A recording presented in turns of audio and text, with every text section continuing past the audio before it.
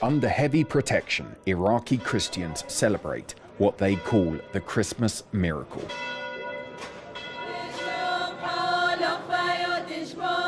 For many, it's close to a miracle that they can return to their church in the town of Setelah. This is the first Christmas ceremony here for 2.5 years. This is important to us. We are scared of ISIL, but we are happy that we can do our religious service. For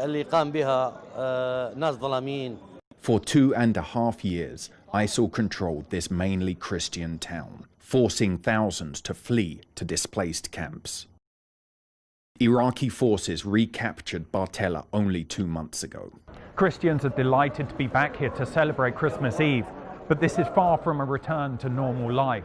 There are hundreds of soldiers in this church alone protecting the congregation, and it's a sign of just how precarious the situation is for Christians here in northern Iraq.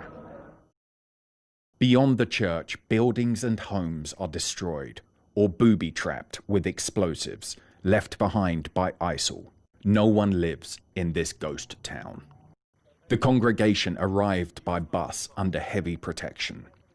In the distance, you can hear the occasional explosion as the Iraqi army and ISIL battle for the city of Mosul. ISIL ended up controlling many majority Christian villages when it took over large parts of northern Iraq. Christians, a religious minority in Iraq, fled, fearing mass murder by ISIL zealots. In this church in the town of Karamalesh, ISIL turned the church's garden into a fortified fighting position.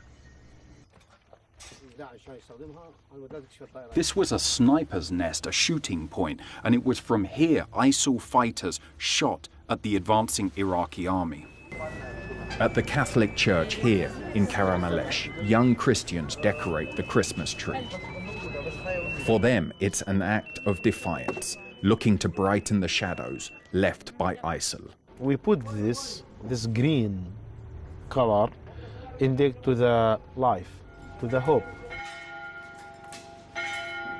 This experience of fleeing their homes and living in camps for the displaced has been traumatic for the Christians. No justice here in Iraq for the Christian. Many groups fighting between them.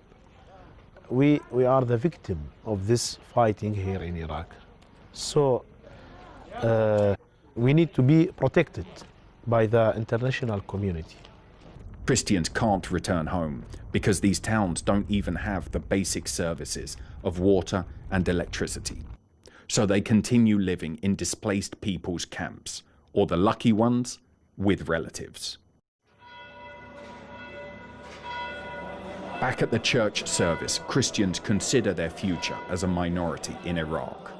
By some estimates, there were 1.5 million Iraqi Christians in 2003. Now media reports say less than a third remain. Those who stayed are wondering if it's not time to join the others. Christians are worried. We can only come here for 2 hours with the army. Otherwise, we couldn't come. Maybe half of us are thinking of moving abroad. They waited 2.5 years for their first Christmas back at the church.